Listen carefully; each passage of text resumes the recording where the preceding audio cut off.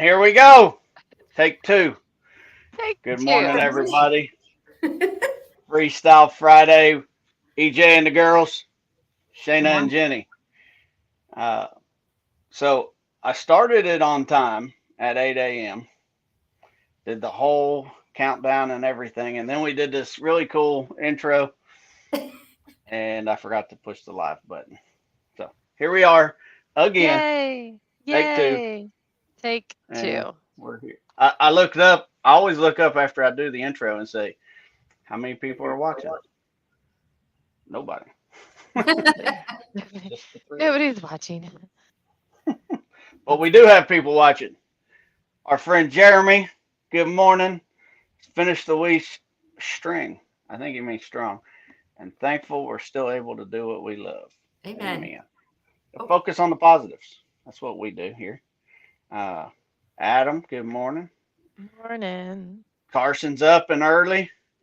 Let's go. Joe in the house. Joe and Joe. Good morning. Joe What's up? and Joe. my hub. He's in the other side of the building from me. Oh man. Did he put you in the corner or did you put him in the corner? No, I went in the conference room, so you don't have to listen to all the action that goes on in the morning. Ah, Our Will, he is a talker, so you would have to hear all his dad jokes and all the things he comes in with, all the energy every morning to share with us. do you have a favorite dad joke of his? I actually posted one. It was really bad. They're bad, but Joe, we love him though. But Joe is in the car with him all day long, so he Yeah, gets to hear all the dad jokes. that's So funny. yeah, And Shayna put her husband right next to her. Oh, no. You move him? Oh, yeah. No. He's down the road in a different building. Oh, but his I have desk is still right next to you. no, I have Andy on one side, and then I actually have an empty desk, which is actually Isaiah's desk, my youngest son's, but he's not working for us right now. He's being a kid. You fired him? No, I didn't Fired fire your son? him. I didn't fire him. He's actually absolutely amazing. I mean, you know that too, because he was the one that was doing, I think he did your routing for a long time. So For the for the summer. summer, he did it for the What a summer. what a good kid. I He was an mean, amazing kid.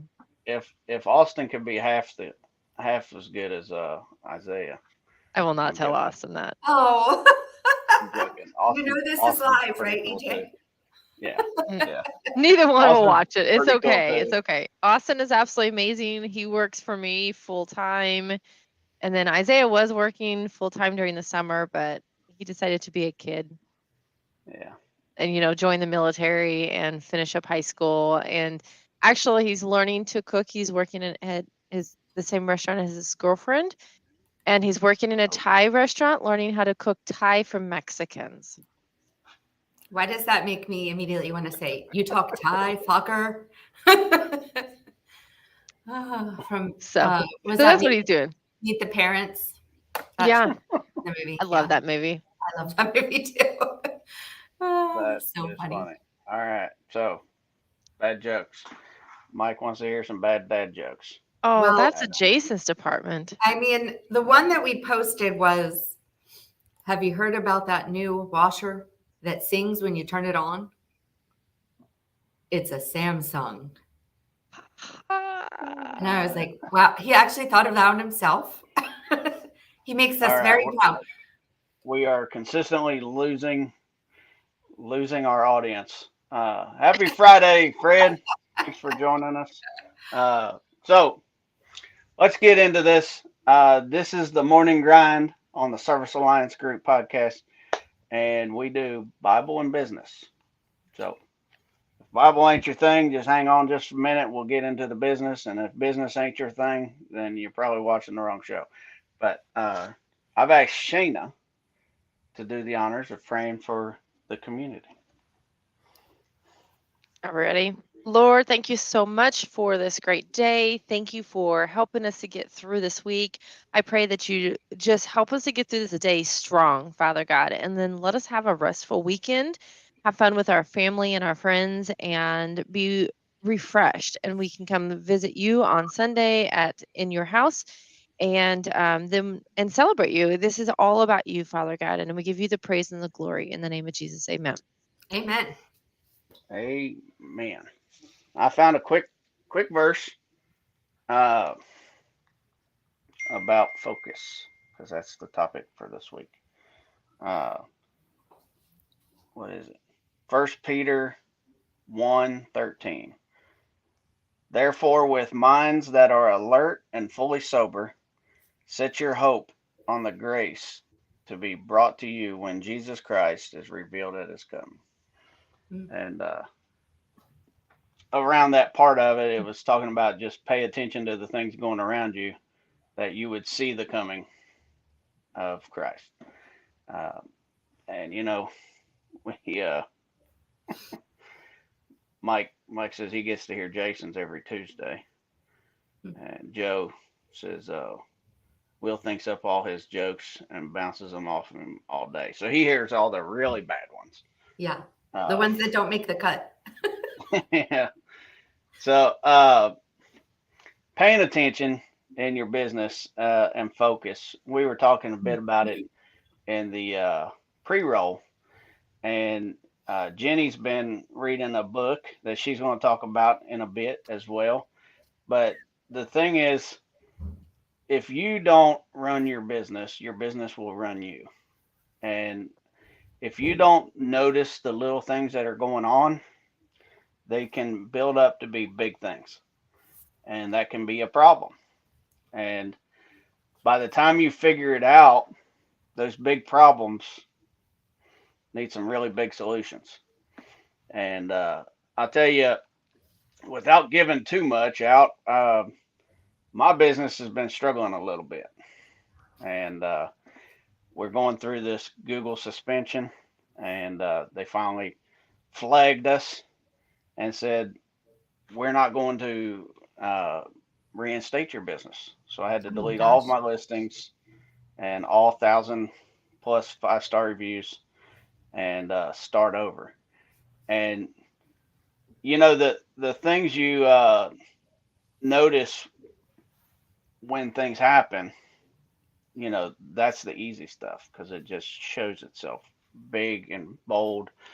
Uh, I knew the listings got suspended, and I knew that was going to be a drop in calls. And what are we doing about it, right? But when the little things happen, you have to notice. Those big things that happen. Sometimes you can't control it. You can't see it coming. Sometimes, uh, Google wants to run the world, and Mm. they do, and they don't have to give you any reasons why. They can just decide, hey, we don't think you're going to be in business anymore. But I ain't quitting. I ain't going nowhere. Mm-mm. So what are some little things that happen in your businesses? Drop it in the comments that you notice, triggers that you see happening, and how do you make sure that you notice it? And we'll talk a little bit about that. And I'm going to turn it over to Jenny to get this conversation started. Well, Shelby, our office manager, and I, we try to go through a book together. It takes us a while to get through it because we meet once a week and we sometimes get into really big conversations. So we're not moving really quickly. But we've been working on this book called Free to Focus by Michael Hyatt. And what we've gotten to that we've been really working on right now is just looking at some of the ways that we can automate things in our business so that we can focus on the important things.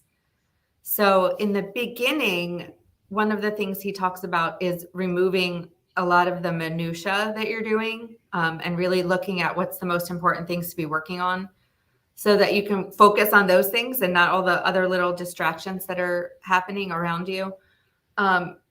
But my biggest takeaway from that I kind of want to see bounce off of you guys and hear your thoughts about is when you do free up some time, do you immediately fill it back up with other things that are not as important, or do you give yourself and your brain a little bit of time to think and problem solve and dream and those kind of things. So I'm guilty of sometimes immediately filling a hole in my schedule with something else that maybe isn't that important. So that was one of the first conversations that we were having in the beginning of the book. So what are your thoughts about freeing up time and what you do with that time as soon as it's freed up? I think that we as a whole do not know how to have free time and really truly take advantage of free time. We're taught that the more that we can do, the better we are. And then we get in this rat race of just needing to finish and do everything. And when in all reality, God did create a time for rest, and there was a reason why he gave us a time for rest. So a lot of you know Profit First. So the three of us are also reading Clockwork. And a lot of you out there have read Profit First. Well, Clockwork is also by Mike. And he made the comment, I think it was in the first chapter, that your time is a lot like the Profit First. So Profit First, if you don't know, you set up accounts. You, for instance, have a payroll account. So every single week you move money into that payroll account to make sure that when payroll comes due, you have that. You have a personal account because a lot of owners aren't paying themselves. So put money in that personal account, and that way you have to pay yourself every week. I don't know, 10%, put it in there. Same go for taxes. Put money in there. So the end of the year, taxes are due. You have money to pay your taxes. And time is like that. So he said, you get a raise. You're making an extra dollar an hour. So now you got $40 more a week. But do you actually truly have $40 more per week? Probably not, because most of us, before we get that extra 40, have already spent that 40. Mhm. And so it's about your time. And the same goes for that. You find a way to come up with extra 40 minutes per week, but what are we doing with that time? Most of us are saying, oh, so now I have an extra 40 minutes, so I'm going to continue working, and not really taking advantage of the moment of having extra time. Well, I like your analogy comparing it to finance because my brain went right to Dave Ramsey and his idea that you tell your money where to go, and then so you have to account for every penny or it'll just get wasted. And so I think going on that theme, if you free up some time, it would be really important to block it out and spend it in a way that you think is valuable. Like, even if that means you block it out to have dinner with your spouse or go to the park with your child or something that you're choosing to do something useful instead of just wasting it. Yep. Yeah, I was thinking the same thing on that, Jenny. The every dollar app that Dave Ramsey has, and he says, give every dollar a job, Right. and make sure it does its job. And that took me straight to the same thing, time blocking, and like give every hour a job, every minute a job. And I've never loved the idea of time blocking. I I can get down with the idea of the budget and making sure that bills get paid first. I can get down with that. Um, Time blocking, I don't know. I think it would work for me, but I've just never wanted to do it. Well, in And this I book, probably need it more than anything because I'm just like Mike here says, I chase squirrels all the time.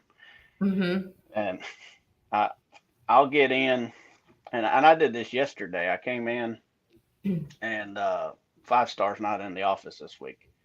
Uh, so I sat down. I'm all by myself in the office, and opened my computer, and it was about an hour and a half in, and I hadn't done any work yet. I was just on the computer, just looking around at random stuff. It was kind of work related, but it wasn't productive. And I caught myself, but it was an hour in. I'm like, whoa, what am I doing? And I keep this dry erase board right above my desk, and I put key things that I need to be working on it. I make my list so that if I look, oh shoot, I'm supposed to be doing this. Uh, Yeah, let me get back on it.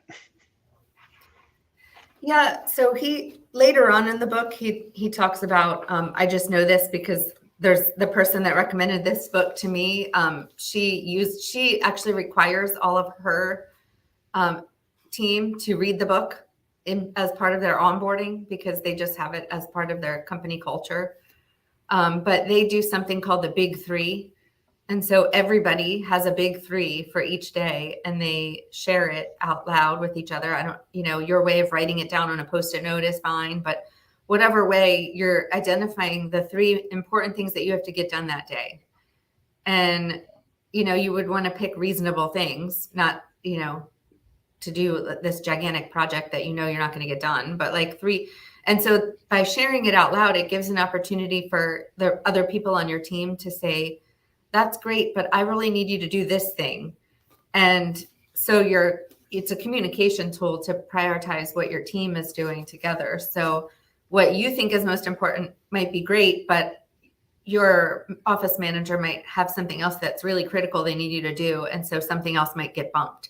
So they use that. I use a tool called Todoist, and you guys know I have a full-time job during the day, so I do all of the appliance business related stuff on the weekends and evenings, and or before work at 7 a.m. before I start my day. But I could not live without Todoist in my full-time daytime job because it basically replaces the need for an administrative assistant, because I pull up the app and it has every single thing that I need to do that day. And I tell myself, my future self, what I need to do. So I'll say, like, every Tuesday, check this whatever thing that I'm responsible for. And then every Tuesday it'll pop up for me to do it. And when I pull up my work for that day, it'll be on that list. You can tell it to do something every January 1st. So I really like that. So if that sounds like something that you could use, I have on outcomeacademy.com, if you scroll to the very bottom, I had a little video tutorial that can help people get started with that, but it's not an affiliate link or anything. I don't get anything for that, but just other than just sharing something that works for me really well. But it didn't work great as a team tool, because it's hard in my opinion, it didn't work to share lists with Shelby and try to see what each other was doing in there. So we use monday.com for that. So there's a lot of apps that you can try out online for communicating with your team, what's going on and what you guys are focusing on. But that was the next part of the book, is using tools to automate things so that you can take away some of the time that you're spending doing things that technology can do for you. So it's really stupid, but this saves time and energy. We have a link on our website for scheduling a service call that says schedule a service call. And when somebody fills out that form, it sends an email to my email saying that somebody's requesting service and all their details and everything that they fill out in the form. And so every time that was coming to me, I was forwarding that to Shelby and Joe to make sure that they took care of it, because I'm not doing that stuff during the day. So Somebody's here. so stupid, but I went on Google and I set it up to automatically send it to them. And now I never have to worry that I'm going to miss it. I'm working all day, so I don't have time to be checking that during the day, but now it automatically goes there. So the challenge is trying to look at your day-to-day tasks and see what kinds of things you're doing all day, every day, that just take a minute or 2 or 5 minutes that you could delegate to technology to handle for you. So do you have anything like that in your business, Shayna, that you're struggling with? I am a pen and paper kind of girl. Right here. Okay. Now our team, though, they do use something online. It is a platform that we have custom built. So so they do have that, but as far as me, they couldn't convert me. I tried pen and paper. I'm the same, but I put the post-its or dry erase things. I put them all over the place and then I lose them too. Austin loves dry erase boards. I love your office, how it has the dry erase paint. Like one whole part of the wall behind Shayna is painted with white dry erase paint. That's cool. Hold on. I'm going to pull up my camera and I'm going to turn my camera. I So you'll thought it was actually get to awesome. see Andy. You're going the right way? Yep. So there's Yeah. Andy. Hey, Andy. So Oh, this, that's neat. oh, it won't, yeah, there it goes. Oh, it can't man. go any farther. That's as far as it goes here. But Once I that's really finish turning cool. it. So, yeah. That's awesome. There's the Now I got to bathroom. turn it back. Well, I I got to love turn it that. back. So the only thing I would say is, how are you capturing all the things so that you can look back on it one day and see all the amazing things that you've done and the growth of your business? Like, are you capturing that somewhere? Well, so that we're not doing tasks now. There was a little tiny box in the corner that has Austin's tasks on here. And he's actually not in this. We literally just moved him out a couple weeks ago, but so he would use like little he has little boards also, but he likes, I don't know, for some reason he decided to write his to do on our little corner. So he's no way of doing that. The rest of this is just like what you just saw there. Andy's brain went haywire this weekend and he came in and wrote that out. So That's awesome. that's just Andy, our brain Andy has a stuff. beautiful brain. Andy definitely has a beautiful brain. He fills this board up very often. Yes. I need his So- help with my email campaign too. That's what, yeah, I've been, I'm pretty passionate about emailing and newsletters and staying in touch with your email list. But, so the other piece of this is kind of related to Clockwork, the other book that we're all working on together. When you're doing things that allow you to focus more on your business and you're automating some things, you're removing yourself from some of the critical tasks in your business and allowing yourself to be more of a visionary and working on your business instead of in your business. So that whole thing in Clockwork, they say this one line that really resonates with me, and that is, you're a shareholder in your business. And if you're doing the work in your business, then you're taking jobs away from somebody else. And that really hit me. Like your job as a business owner is to create jobs, not to do all the jobs so that nobody else can have a job. Yeah. So that was a pretty cool concept. I'll tell you, as the only tech on this podcast, uh, I often struggle with that sometimes because my natural tendency is to go out and make money, and I can do that when I'm in a van at somebody's house. I'm probably our best salesman. I'm not the best tech on our team. Terry has surpassed me in many ways. Uh, I probably had the best technical knowledge of schematics and diagrams and stuff, but he is awesome at finding a way to fix the appliance. And I'm better at fixing the customer and fixing processes and programs. And you don't see an immediate return on that. So at times I get caught up trying to put myself in the schedule to help more people. But when I do, I've recently found out again, every time it's like I keep repeating the same thing. When I do something, I do all of it. I have to have all of it. And I pour everything I have into what I do. And if I'm a tech, that's all I'm doing.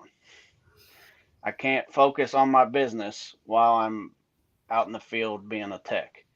And I can't fix appliances when I'm in the office trying to fix the business. And one or the other falls.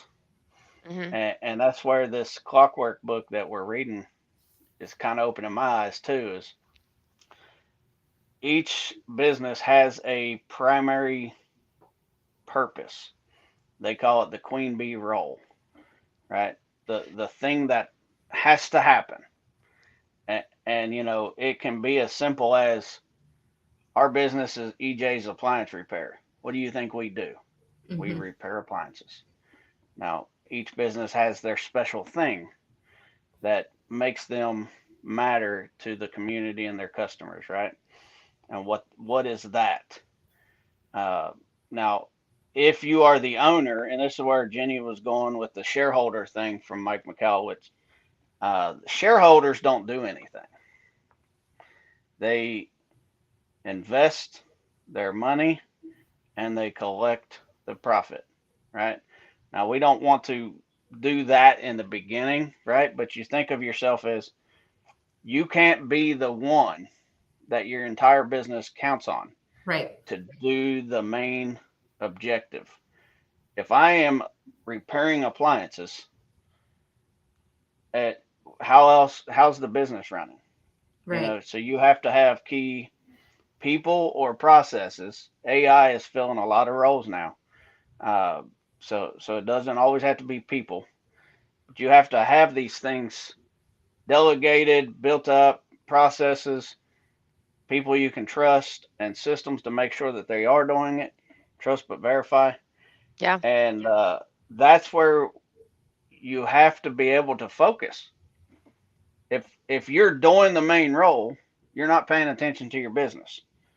And before you get to that position of full blown shareholder, where your business runs completely without you, we as the business owners and leaders have to do these other roles that support Right. the main role or build up all of the areas. Yep. Until you get to the point where you have a big team like Shayna. Shayna, you can see she goes on vacation every other week for a month and a half. I think they're working vacations. They might be working vacations. But I noticed I'm because still not here. I am still a client of my office help. When Shayna is not in the office, it still happens. Mm-hmm. Everything's working. You guys are closer to a clockwork company than any of the others I know. I Correct. know Doug's a close friend of ours. Because of Doug and the people that he has around him, Jay's business is pretty much clockwork. Jay gets to be a shareholder. Right. He has a full blown team So that knows what to do and processes to make sure it happens. the thing about being a shareholder, it sounds kind of almost snooty to say, oh, I'm hands off. I don't need to be in my business. But the point is, when you're starting a business, you're assuming all the financial risk of that business. So the people that are coming in to work in the business, they're doing the work, but they don't have the financial risk. They are getting a paycheck for being there. So it's not like it's all fun to be a shareholder. Like, you have to be the one to start the business, hire the people, make all the systems and processes and all that. But the end goal is what determines where you want to go and how much hands off you want to be. So there's some people that have been posting in the Appliance Alliance Facebook group lately, and maybe saying that they want to sell their business. But when you go to sell your business, if you're the person that is in your business doing all the work and you're trying to sell it, then all you're selling is a list of customers who may or may not be loyal to the company. So in order to make your business sellable, you have to find a way to focus on being hands off in your business. And back to the topic of focus, that means you have to find other people to work on your systems that you've created and work in your business. And you have to be the visionary behind the business. So you're trying to make it so that when somebody steps in and buys your business, they can be now the new shareholder, and they don't have to be going in there and running service calls and doing all the marketing and things like that, so that you can, you have more value. You want recurring revenue to be happening, things like that. Paul's got a good comment here, and we'll clarify a little bit on this. Paul says you should never forget about your business and be hands off. Even Elon Musk goes to work every day, and I'll tell you that is the point. And I don't know that we communicated it as well, Paul. So thanks for bringing that up. Some people build businesses just to sell them. And then that's kind of the level we were talking about right there. Mm-hmm. But the clockwork doesn't have to mean you build it up to do nothing. The owner should be a visionary and building up processes or leading the team that does to pay attention. They basically all they're doing is a overhead view of what's going on all over the company, and they find the problems and fix problems.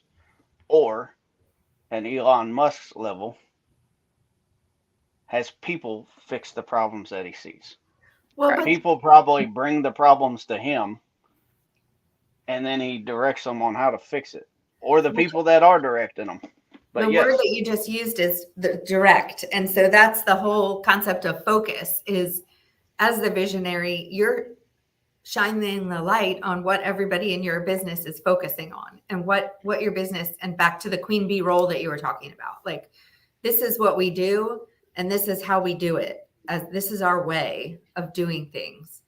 And that is as the owner of the company or the leader of the company, that's your job, is to keep everybody focused on what the mission of your company is. So you could do that by reading your mission statement at every single meeting. Or I know from Joe growing up at Landers Appliance, there was a time when he said, you're having your meetings every single month, and is it redundant to keep saying the same thing? And the answer is no, it's not redundant. It keeps everybody on the same team and focused to achieve the same thing for your customers. Yep. So they need to know the company culture and that you care about your customers, and that whatever your focus is, that's what everybody's aiming for together as a team. And everybody has their own job within the team to make that happen. But the end goal is that queen bee role. oh man, Just like Elon Musk, he could go into his business and he could clean the toilets, but that's not his job. He has people above people, above people, above people. And if the toilet doesn't get clean, the problem with the toilet not getting clean does not come up to Eli. It goes to, or Elon, sorry, Elon, Elon. It does not go to Elon. It goes to the person over cleaning the toilets and making sure that that gets done. And so as you grow your business, that's the way it is. Like, for instance, Doug, I 100% know that Jay does not hear or need to hear every single problem that happens in their business. Doug gets way more, and if he can't solve it, then it goes above him. Just like with me, if it's a training issue, it goes to Kayla. If Kayla can't solve it, it goes to Tabitha. If Tabitha can't solve it, then it comes to Andy and me. And so, like, there's a chain. And so it's not about being completely hands off, but it is about building a business enough that you can actually step away for a day or week, or even Mike in Clockwork says you need to plan a 4-week vacation the next 15 months or 18 months, whatever it was. A 4-week vacation, like hands off, turn off your phones. And if you cannot do that, if you cannot have a team underneath you to trust that you can do that, there's problems on your team. yeah, absolutely. I was Shayna, cracking up when I saw Joe's all capitals, because you might think that he was yelling at you, but we all that use Rossware, we know that we can only use capitals when we're working in there. So he's not yelling at you guys. He's probably in Rossware right now working while he's typing that. so Shayna, being the one of us that is most like clockwork, uh, you built your business what 5 years ago, 6 years ago, We're right at started it, 5 years. and I think you realized right off the bat that, and you've shared this on this podcast, you don't love answering the phone. You're great at it, but you don't love doing that. That's not what you do. Uh, so I would imagine you quickly found somebody else to answer the phones, and then went to work on building the processes. And then you brought in Andy to kind of iron out the deal, the issues, the details.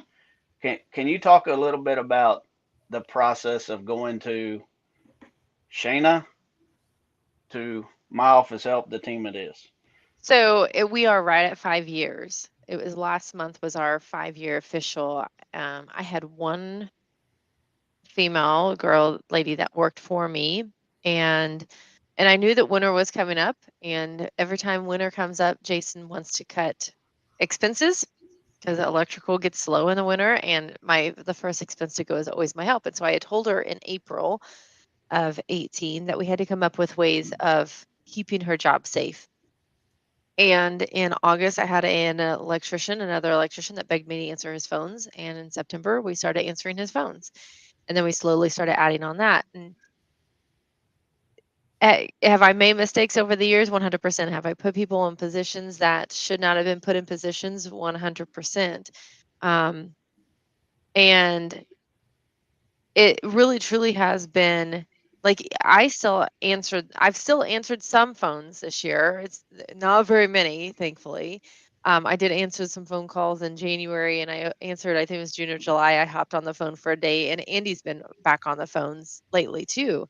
But as the team grows and we expand, sometimes we have to do things that we don't want to do. I've cleaned the toilets this year, like, and I have a team of I think around 25 now, but sometimes even the owners have to get their hands dirty. But it's also about letting your team know that you will jump in and you will do that.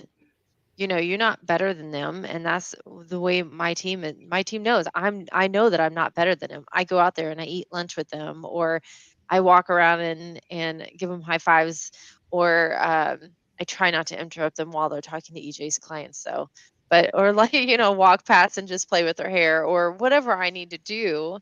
Um, and then we have a lot of things outside of the company too, as far as building culture too. So, but it really truly is about building a team underneath you. I am 100% a visionary. I am not a systems and process person, even though we started my office help with processes that we had built for service detectives.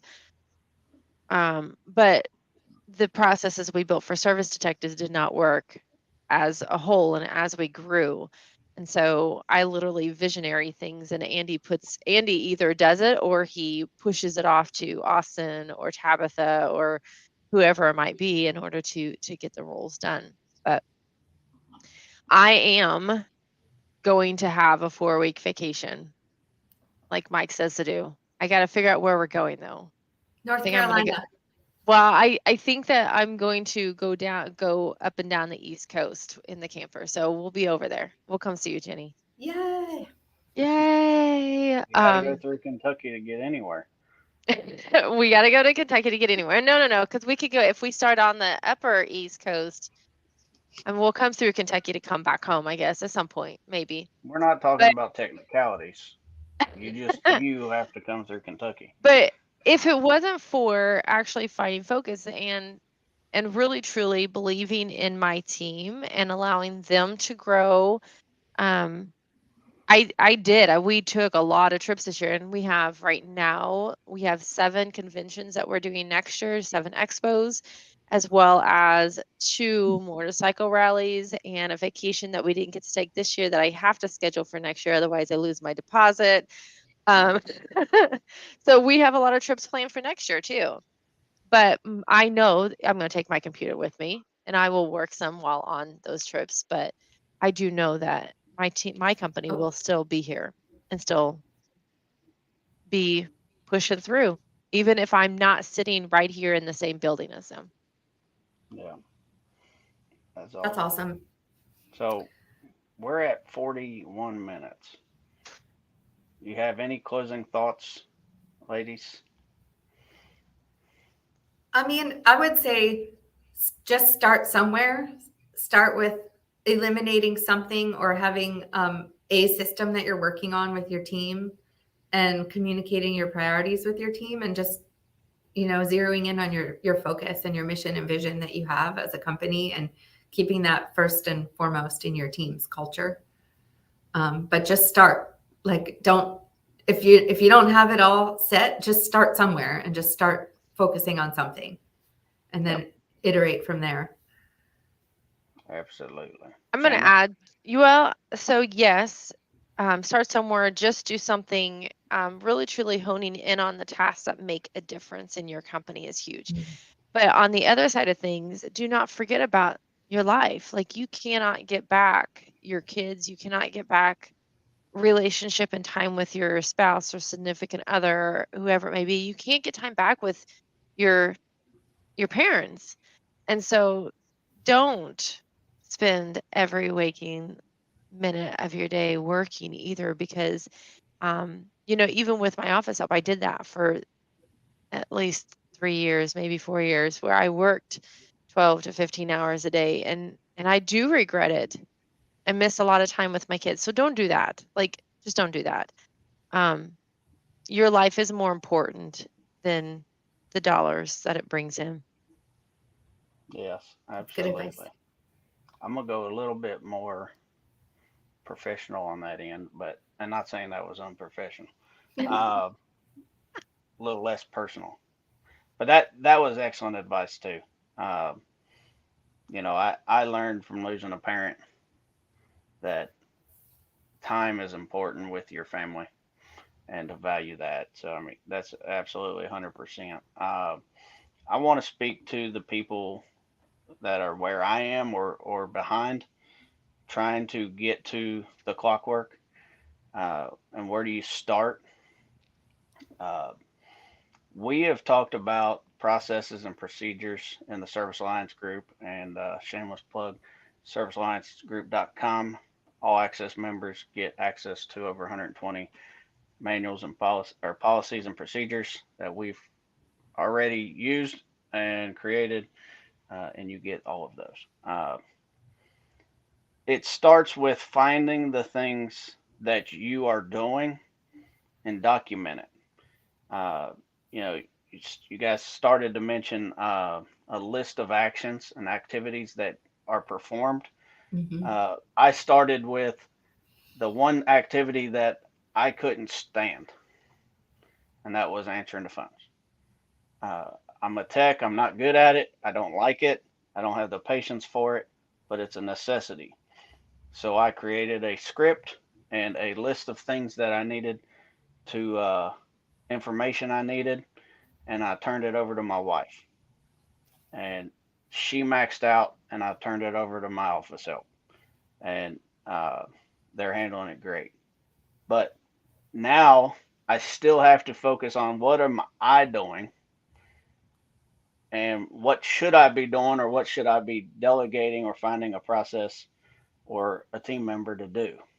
And that's what you do is each thing that you either are not good at or don't enjoy doing, find some way to get rid of that, but it starts with documenting it.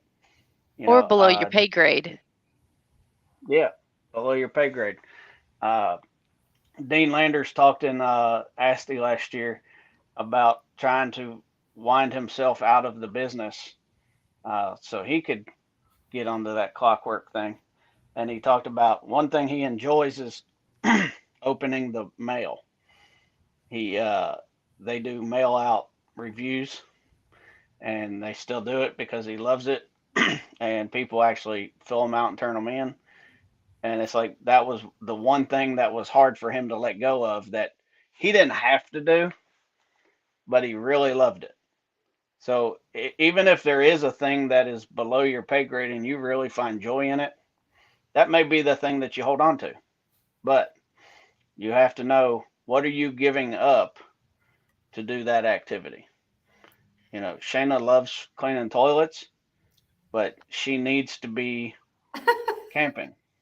So if she's cleaning toilets, she's not camping and spending time with her family. So half joking, but this is the Service Alliance Group podcast on YouTube. Check out Appliance Alliance on Facebook if you're in the appliance community, and definitely check out the one day business conference. Going back to the ABCs, the Alliance Business Conference. Uh, we want people like you that own and run businesses in the service industry and come together, and we're going to workshop some different issues that we face and get a lot of networking in. So Awesome. That's us signing off. Go and do something important today. Have a good day, everybody. Bye. Weekend.